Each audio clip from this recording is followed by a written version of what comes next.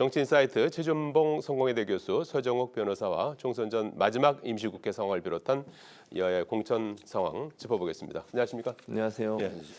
자, 개혁신당 얘기부터 좀 나눠봐야 될 것 같아요. 오늘 이낙연 전 대표, 이준석 전 대표가 결별을 선언하지 않았습니까? 설 전날 합당을 선언한 지 열 하루 만에 다시 이제 합당을 이제 파기한 거죠. 법적으로 완성체는 아니었기 때문에 이제 합당을 이제 철회하는 그런 이제 형식이 된 것 같아요. 표면적인 이유로는 뭐 총선 지휘권을 둘러싼 갈등, 배복주 전 정의당 대표 영입과 공천을 둘러싼 갈등 이런 거라고 하는데 뭐 예견된 일이라는 평가도 나오는 것 같아요. 어떻게 보셨습니까?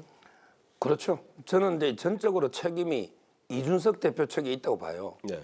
예를 들어 이제 뭐 위장 결혼이든 결혼을 했잖아요. 네. 근데 그 결혼을 했는데 예를 들어 남편이 이제부터 이게 가정의 모든 정권은 남편이 내가 가지겠습니다. 이러면 이게 어느 여자가 그걸 따를까요? 네. 저는 그게 잘못됐다 봐요. 어떻게 모든 홍보나 정책 권한을 이준석 대표가 가지겠다.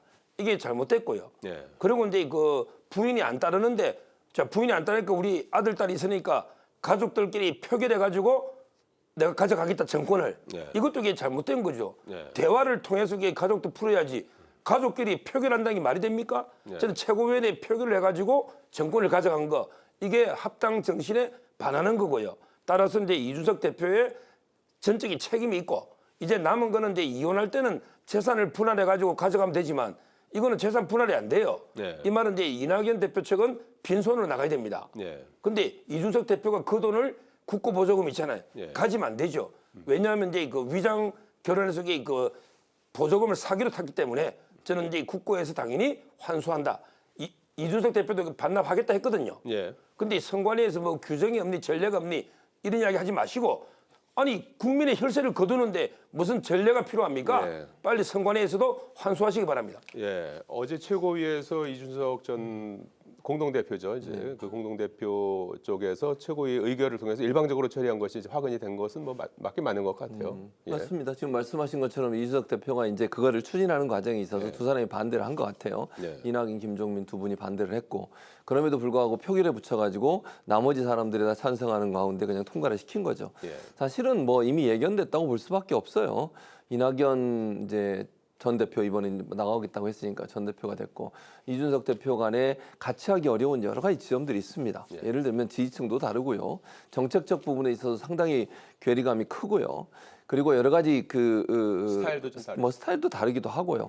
이런 부분들이 다른데 정치적 계산 때문에 결국 합친 거잖아요. 예. 근데 그런 부분이 결국 문제가 된 거예요. 얼마나 이게 정치적인 어떤 뭐랄까 본인들의 이해관계 이것만 생각하고 합친 게 아닌가 하는 논란이 될 수밖에 없고 그런 상태에서 결국은 누가 주도권을 쥐느냐 문제 가지고 결국 이제 터진 거잖아요. 예.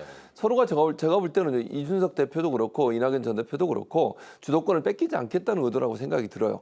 총선 과정에서 왜냐하면 김종민 의원은 뭐라고 그랬냐면 원래 합당하는 정신 어떤 구체적인 내용 중에 이번 선거에 선거대책위원장을 이낙연 전 대표가 하는 걸로 그렇게 아마 돼 있다고 얘기를 하고 있는데 지금 이준석 대표가 선거 관련된 여러 가지 지휘권을 본인이 다 발휘하겠다 이렇게 얘기하다 보니까 충돌이 될 수밖에 없는 거잖아요.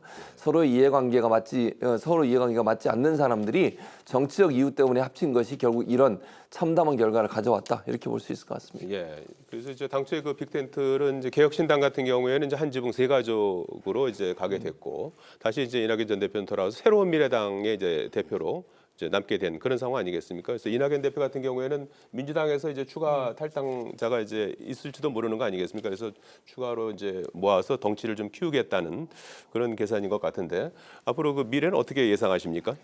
제가 이제 예상하기로 이낙연 대표 당이 네. 오히려 이제 그 기호 3번을 받지 않을까 저는 이런 예상을 해요. 어. 왜 그러냐면 이제 이준석 당은요 예. 이미 현역이 지금 3명이죠. 예. 그렇지만 이제 국민의힘에서 아마 이제 탈당자가 거의 없을 겁니다. 예. 국민의힘은 이제 마지막 순간까지 가서 이제 컷오프가 있을 수 있는데, 근데 뭐 거기에 이준석 대표 밑으로 갈 이런 현역은 잘 안 보입니다. 예. 근데 오히려 이제 민주당 쪽은요 지금 상당히 공천이 시끄럽습니다. 지금 이제 박용진 의원 있잖아요. 예. 이분이 민주당 한 170, 80명 중에 거의 하위 10%란 거예요. 예. 이걸 누가 일반인이 제가 봐도 납득이 안 되는데 예. 박용진 의원이 이재명 대표하고 이제 경선의 라이벌 쓴소리 이거 외에는 도저히 하위 10%에 가야 될 이유를 저희도 모르겠거든요. 예. 이런 식으로 이게 불공정하게 컷오프나 또는 이제 그 하위 이렇게 점수를 주면 아마 이제 탈당하는 분이 상당히 있지 않을까. 민주당의 지금 탈당 이제 세력이 국회 있다. 부의장 김영주 예. 그분들께 탈당했지 않습니까? 예. 앞으로 그 저는 호남 쪽에서 상당히 탈당이 많이 나오면 좀 이낙연 대표 당으로 가면 오히려 정의당 6석보다 더 많은 기호 3번을 받지 않을까 이렇게 예상이 됩니다. 예, 오히려 이낙연 대표가 이제 대표로 있는 새로운 미래가 오히려 좀 올라설 것이다 이렇게 이제 전망을 해주셨어요. 총선 구도에는 어떤 영향을 미칠 것 같아요? 지금 이런 상황이. 저는 일차적으로 양측 다 사실은 불리해요. 그 무슨 말이냐면 예. 합치지 않아야 될 정당이 합치는 바람에 결국은 지지율이 저는 더 떨어진다고 생각하거든요. 시너지가 난 게 아니고 마이너스가 났다. 예. 차라리 그냥 예전 그 처음에 합치기 전에 뭐 좀 각각 했으면 차라리 더 지지를 받았을 가능성이 있어요. 각자 지지율을 확보해서. 그럼요. 예. 그리고 이제 민주당에서 만약 이제 공천에 탈락한 분들이 나와서 다른 당으로 가는 경우도 그냥 단순히 이낙연 전 대표가 만드는 신당으로 갈 거냐 그럼 그렇게 보지 않아요. 지금 보면 개혁신당에 민주당 중에 3명이 남아 있어야지. 거기 보면 조홍천, 이현욱 그리고 한 분 더 가셨잖아요. 이 세 분이 남아 있는 상태거든요. 예. 그분들이 만약 계속 개혁신당에 있는다고 하면 또 다른 차원에서 지지율이 만약 개혁신당에서 높아진다고 생각을 해보세요. 이제 이렇게 결별하고 나서 지지율 조사를 했는데 이낙연 신당보다 개혁신당의 지지율이 높아지게 되면 이제 공천에 탈락해서 만약에 다른 정당을 선택하는 사람들 입장에서 어느 정당을 가겠습니까? 당연히 지지율이 높은 정당으로 가고 싶어 하겠죠. 네. 또 거기서 본인들이 어느 정도 보장만 받으면 예를 들면 비례대표 순번을 받든지 이런 상황이 된다고 하면 지지율에 영향을 받을 수밖에 없기 때문에 네. 당장 뭐 민주당에서 만약에 공천에 탈락해서 나오는 사람들이 뭐 그 이낙연 전 대표가 하는 신당으로 할 거다 그렇게 단순 계산은 지금은 맞지 않다고 생각해요. 좀 시간이 지나봐야 된다고 보여지고요. 개혁신당이 이제 만약에 그 나머지 세 분 이번에 이낙연, 김종민 두 분이 나옴에도 불구하고 따라 나오지 않고 남아 있는 세 분이 네. 어떤 행보를 하느냐가 또 중요한 계기가 되지 않을까 이렇게 생각합니다. 알겠습니다. 제3지대 앞으로 또 어떻게 또 이 합종 현행이 또 일어날지 또 앞으로 또 다시 또 지켜봐야 될 또 대목이 될 것 같습니다. 자, 국민의힘의 총선 대진표가 속속 발표되고 있죠. 김기현 전 대표, 김문혜 전 수석이 경선을 치르도록 했고요. 박진 전 장관이 서대문 을로 출마하기로 했습니다.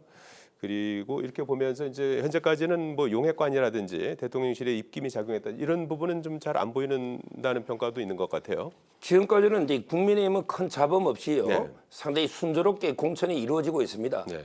제가 절반쯤 했나요? 절반 좀 넘었죠. 네. 경선 지역까지 포함하면.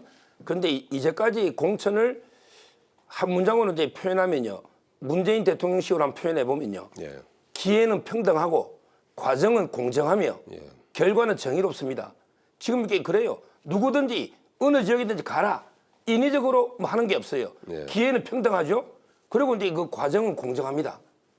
그리고 이제 결과는 제가 이제 명단을 보니까 각 지역마다 이게 경쟁력 1위 후보들이 거의 다 공천 받은 것 같아요. 예. 아주 이제 공천은 잘 되고 있고 여기에 용핵관이나 뭐 한핵관 이런 말은 이제 발붙일 수가 없어요. 예. 현재 용산에서 아마 이제 특혜를 받은 분이 거의 없어요. 예. 주진우 비서관이 단독으로 받았지만 경쟁력이 압도적이었고요.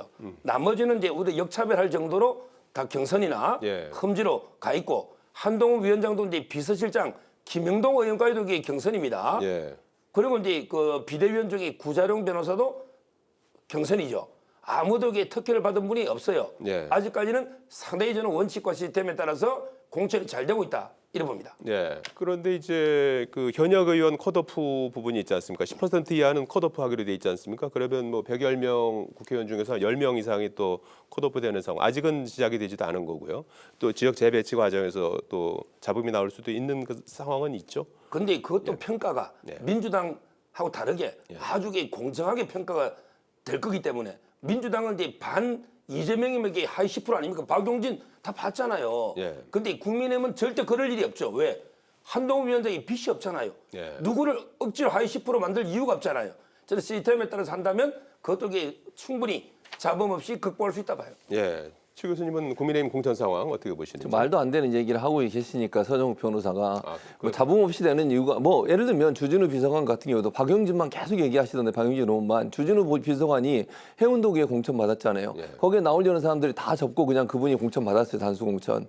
뿐만 아니라 지금 보니까 경선 지역에 나오는 분들도 보니까 대통령실에서 근무했던 분들이 현역 의원들하고 경선을 많이 해요. 예. 현역 의원들 입장에서 당연히 경선까지 배제해버리면 논란이 되니까 경선을 붙여주겠죠. 그러나 대통령실 근무했던 경력을 갖고 있는 분들이 지금 보니까 서울 수도권 지역도 그렇고 TK 지역도 그렇고 TK는 아직 남아있긴 하지만요. 예. 부산도 마찬가지고 이런 분들이 혜택을 안 받았다고 얘기할 수 있는 겁니까 대체? 물론 지금 겉으로 드러난 잡음이 없다고 얘기하시던데 맞습니다. 겉으로 드러난 잡음이 없죠. 그게 이제 여당이 갖고 있는 어떤 역할이라기보다는 상황이라고 생각해요. 왜냐하면 여당 같은 경우에는요 보통 공천에 탈락되더라도 다른 곳에 뭐 배려를 할 수 있는 기회도 네, 많고 그렇죠. 또 뭐 여러 가지 뭐 제가 방송에서 말씀드렸었지만 여러 가지 압력이 들어갈 수 있다고 저는 보거든요. 네. 그런 여러 가지가 있는 것이고. 근데 이제 저는 뭐 박용진 의원도 마찬가지 개념이에요. 똑같은 개념. 아까 서정욱 변호사가 주진우 전 비서관 얘기하면서 그런 얘기 하시잖아요. 경쟁력이 뛰어나다고. 평가에서 그렇게 하는 거예요. 네. 그분이 뭐 하위 10%에 들어간 이유가 본인한테 억울할 수 있지만 상대적인 거 아니겠습니까? 네. 시스템에 의해서 뭐 계산하고 또는 평가해서 그 평가의 대상이 된 거예요. 본인은 그래도 민주당 떠나지 않고 민주당이 계속 하겠다는 거잖아요. 예. 저는 그건 잘했다고 생각해요. 뭐 어떤 분처럼 민주당 떠나겠다고 박차고 나가는 사람보다는 훨씬 나은 분이다 그분은. 그래도 민주당 안에서 경쟁해보겠다고 하고 지금 이제 이의 신청했으니까 이의 신청 절차를 또 밟겠죠. 네. 그리고 만약에 10% 안에 들었다 본인이 경쟁한다면 끝까지 가는 거예요. 그렇죠. 그리고 나서 경쟁에서 거기서 이제 마이너스 점수를 받는 거니까 네. 결과에 어떻게 될지 모르지만 그런 일들 가지고 하나 가지고 무슨 친명 공천을 이렇게 하려는 건 저는 동의할 수 없고요. 네. 이제 국민의힘 같은 경우 TK 지역이 아직 이루어지지 않고 있잖아요. 아까 말씀하신 거 그 부분도 꼭 짚고 넘어가야 돼요. 어떤 거죠? 10% 공천 배제하겠다고 했는데 아직 나오질 않아요. 컷오프가. 네. 현역 의원 10% 컷오프 누가 됐습니까 대체? 네. 아니 앞으로 모르겠어요. 지켜봐야 돼요. 저는 공천 끝날 때까지 정말로 10% 컷오프 하는지 이것도 눈 뜨고 쳐다봐야 된다. 왜냐하면 이러다가 유야무야하고 컷오프 안 하고 다른 지역으로 보내고 그 자리 빈자리 또 용산 출신들이나 아니면 검사 출신들 꽂지 않을지 봐야 되기 때문에 저는 눈 부릅뜨고 국민들이 지켜봐야 된다고 생각합니다. 알겠습니다. 민주당 그 공천 상황과 관련해서는 뭐 공천 잡음이 계속해서 이제 나오고 있는 부분들이 이제 친명계 지도부가 이제 모여서 비공개 회의를 해서 거기서 공천을 논의했다. 뭐 이런 얘기도 있고요. 또 지난 주말에 비명계 중진들을 배제한 여론조사가 시행됐다. 이런 부분들이 이제 알려지면서 이제 파장이 커지고 있어요. 그래서 이런 부분들은 어떻게 봐야 될까요? 지금 이제 민주주의를 파괴하는 가장 나쁜 두 가지 조작이 여론 조작 예. 하고 이제 통계 조작입니다. 근데 여론조사가 엄청나게 중요한 거는 뭐 다 알 텐데 지금 대표적으로 이제 그 문제 제기하는 분이 그 문학진 전 의원이에요. 근데 이분이 이제 이재명 대표가 여론조사 하나를 가지고 형님이 10% 꼴찌고 안태준 특보 있잖아요. 예. 이분이 31%로 20% 차이 난다. 예. 이런 식으로 했다는 거 아닙니까? 그러면 이제 그 이재명 대표가 제시한 여론조사 이걸 이게 누가 했느냐 말이에요. 예. 안규백 전략공관에서는 안 했다는 거 아니에요. 예. 그러면 이게 어느 팀에서 어느 비선이 했느냐 이걸 이제 이재명 대표가 밝혀야죠. 네. 지금 여러 의혹이 옛날에 뭐 용역에 참여했던 업체가 이름 바꿔 참여했다부터 여러 의혹이 있잖아요. 예. 저는 지금이라도 이제 이재명 대표가 문학진 전 의원께 제시한 여론조사는 어느 여론조사 기관에서 했는지 그 기초자료 있잖아요. 예. 로데이터 다 이게 공개를 하고 그 과정도 이게 해명해야 되는 거예요. 지금 이게 당에서도 안 했다, 뭐 서로 안 했다 하면서 그럼 이게 누가 여론조사한 겁니까? 네. 저는 분명히 이걸 투명하게 공개적으로 이재명 대표가 답해야 된다 이렇게 봅니다. 예. 현재까지는 좀 민주당에서 좀 잡음이 조금 더 좀 큰 그런 상황인 것 같아요. 뭐 겉으로 예. 이렇게 보여지죠. 예. 저는 그러니까 공천 과정에 잡음이라는 건 늘 있을 수밖에 없어요. 예. 어느 공천에서 떨어진 사람이 다 100% 수용을 하겠습니까? 만약에 뭐 문제가 있다고 생각돼서 본인이 공천에서 배제가 되거나 아니면 뭐 경쟁에서 이제 낙오가 되거나 이런 경우는 누구든지 불만을 제기하는 겁니다. 그거는 뭐 있을 수 있는 일이라고 생각하고요. 다만 중요한 건 정말 공정하게 납득할 수 있는 방법을 통해서 그게 이루어졌느냐의 문제라고 생각해요. 그리고 이제 아까 뭐 말씀하신 비공개 회의라는 이거는 민주당에서 부인하고 있어요. 네. 모인 적도 없고 그런 모임을 가진 적도 없다고 얘기하고 있기 때문에 그런 주장을 하는 일부 언론에서는 그 증거를 제시한다고 생각을 합니다. 네. 뭐 사진이든 녹취록이든 아니면 뭐 증거가 있어야 되지 않겠어요? 어떤 근거로 그런 보도를 했는지 명확하게 밝히셔야 된다고 생각을 하고요. 대표가 예를 들어서 전화해서 어떤 분들한테 좀 이번 기회는 좀 후배들한테 좀 물려주세요. 또는 후배들한테 기회를 좀 줬겠습니다. 이런 얘기는 한동훈 비대위원장도 할 수 있다고 생각합니다. 네. 저는 이게 오랫동안 이제 정치 활동하신 분들 또 오랫동안 그 정치 경험이 있는 분들한테 일반적으로 물갈이 대상이 되거나 아니면 조금 이선 후퇴 해달라고 하는 걸 요청할 수 있다고 생각해요. 그럼에도 불구하고 본인이 만약에 또 출마하겠다고 하면 하는 겁니다. 그걸 막을 수는 없는 거 아니겠어요? 그런 차원에서 저는 대표가 일정 부분 좀 개혁하고 쇄신하는 모습을 보이기 위해서 일부 뭐 전 의원들이나 일부 경륜 있는 분들한테 전화해서 얘기하는 것 자체가 문제라고 보지 않습니다. 네. 뭐 저는 국민의힘도 그런 일들이 일어나고 있고 예를 들면 네. 뭐 지역구에 있는 분들을 다른 지역구 좀 가게 하라고 얘기하고 이런 얘기 다 하잖아요. 그게 바로 총선에서 전략인 거예요. 네. 그런 전략 차원에서 하는 부분이기 때문에 불쾌하게 느낄 수도 있지만 그런 부분은 늘상 있는 부분이란 말씀을 드립니다. 예, 문제는 지금 공관위가 현역 의원들에 대한 평가를 했고 하위 20% 평가받은 분들에 대해서 어제부터 통보를 시작하지 않았습니까? 그래서 현역 국회 부의장이 김영주 의원이 하위 20%에 해당한다는 통보를 받은데 반발하면서 탈당했어요. 그리고 앞서 두 분께서 말씀해 주신 박용진 의원 같은 경우에는 하위 10% 통보를 받았다고 그래요. 이제 박용진 의원 같은 경우에는 이제 재심 신청하고 경선을 이제 과하 지역을 견디면서 경선에 임하겠다 이렇게 이제 밝히고 있는 상황이에요. 근데 대체로 지금 20%가 31명 정도가 해당이 되지 않습니까? 그런데 이분들이 주로 이제 비명계라는 얘기가 이제 많이 나오면서 상당히 이제 우려감이 커지고 있는 상황인데 이건 어떻게 보셨는지요? 일단 이제 그 보도를 보니까 명단을 확보한 언론사가 예. 90%가 이게 비명이다. 예. 이게 말이 됩니까? 어떻게 90%가 비명이면 이게 공정하게 평가한 겁니까? 이런 생각이 들고요. 예. 그리고 이제 그 박용진 의원이 이제 그 이 신청해도 이게 저는 가능성이 없다 봐요. 왜냐하면 상대평가잖아요. 하위 10%가 있는데 한 명이 구제가 되면 누가 이게 다시 하위 10% 내려와야 되거든요. 예. 이런 거는 이게 바꿀 수가 없어요. 상대적으로 이게 하위 10%, 20% 딱딱 비율이 정해져 있잖아요. 따라서 이제 그 이 신청 안 될 것 같고요. 아마 이제 박용진 의원은 감점이 30%까지 될 겁니다. 예. 본인이 얻은 점수에. 근데 거기에 이제 그 정봉주 옛날에 전 의원이 있거든요. 예. 근데 그때 여러 가지 이제 그 안 좋은 일로 그때 시장직도 사퇴했던 이런 분입니다. 예. 저는 그러면 이게 정봉주 의원이 압도적으로 유리하지 않을까 이런 생각이 들어요. 예. 감점 없어도 이게 비슷할 텐데 감점이 30%면 근데 이런 식으로 저는 이번에 뭐 박용진 의원이 탈당해봤자 대안은 없어요. 예. 아마 본인은 이제 이번에 국회 입성 못하더라도 선거 참패로 이재명 대표가 물러나면 예. 아마 이제 차기 당권이나 시장이나 다른 걸 노릴 수는 있는데 이번에 참고는 버티지만 예. 아마 이제 다른 의원들은 탈당이 많을 것 같아요. 이번이 마지막인 의원들도 많거든요. 김영조 의원처럼 예. 앞으로 이게 탈당 러시가 일어날 것 같아요. 탈당 러시가 일어날 것이다 이렇게 전망을 해주셨는데요. 뭐 탈당이 러시가 일어날 거는 보지 않고 탈당이 일어날 수 있죠. 네. 왜냐하면 김영주 지금 부의장 같은 경우도 탈당을 했잖아요. 네. 저는 대단히 잘못된 행동이라고 생각해요. 지금 아까 말씀하신 박용진 의원은 뭐라 그럽니까? 불이익을 당하더라도 본인은 끝까지 경선을 하겠다는 거 아닙니까?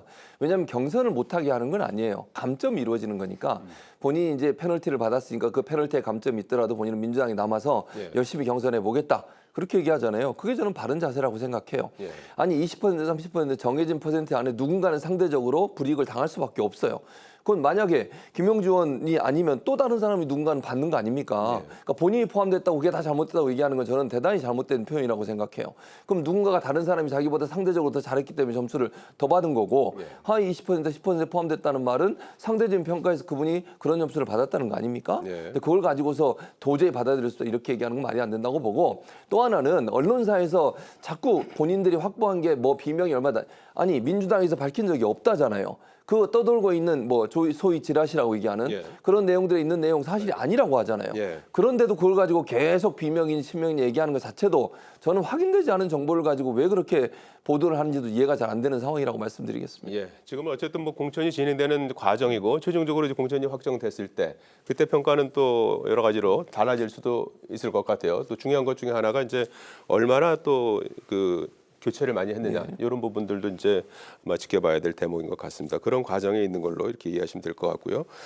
자, 그 총선 전 마지막 임시국회가 어제부터 시작이 됐는데 이번 임시국회에서는 이제 쌍특검법 재표결을 할지 여부, 그다음에 중요한 게 선거구 획정을 아직까지 지금 마무리를 못 하고 있지 않습니까? 그래서 선거구 획정은 좀 과연 여야 간에 지금 워낙 팽팽히 맞서고 있어서 접점을 찾을 수 있을지 궁금하거든요. 이거 어떻게 보시는지요? 제일 중요한 거는 저는 이제 이거 한 표가 등가성을 가지게 되기 때문에 예. 인구 숫자 있잖아요. 인구 숫자가 그 지역구에 얼마냐 이게 가장 절대 기준이 돼야 된다. 이렇게 보고요. 예. 자기들 유리한 지역 유불리 따지지 말고 아까처럼 이게 인구의 등가성을 제일 중요시하고 예. 지금 이게 두 개가 싸우고 있잖아요. 예. 이러면 이게 결국 하나씩 나눠 먹고 끝나지 않을까 이런 예상이 됩니다. 예, 두 개라면 어떤 거? 예를 들어 이제 전북 부천을 유지하냐 강남과 부산이냐 예. 이렇게 있잖아요. 예. 서로 하나씩 양보해서 아마 끝나지 않을까 이렇게 예상이 된다는 거죠. 그 정도에서 접점을 찾을 수 있다. 예. 저도 그렇게 동의해요. 그러니까 예. 그런 부분은 사실은 서로가 이해관계가 붙어 있는 상황이기 때문에 예. 각각 이제 합의하는 선에 끝날 가능성이 있고 하나씩 그렇게 양보하는 선에서. 아마도 그럴 것 같습니다. 왜냐하면 지금 10일밖에 남지 않았고요. 3월에는 국회를 열 수가 없어요. 그러니까 이번 10일 안에 끝나지 않으면 선거 자체가 안 되는 거잖아요. 네. 빨리 끝내야 되기 때문에 저는 여야가 합의를 할 거라고 보여지고 아마도 주고받고가 이루어지지 않을까 그런 예상이 된다고 예, 말씀드리겠습니다. 유불리에 따라서 선거구를 하나씩 이제 주고받는 선에서 합의점을 찾을 수는 있을 것이다. 이렇게 조언을 해주셨습니다. 두 분 말씀 여기까지 듣겠습니다. 고맙습니다.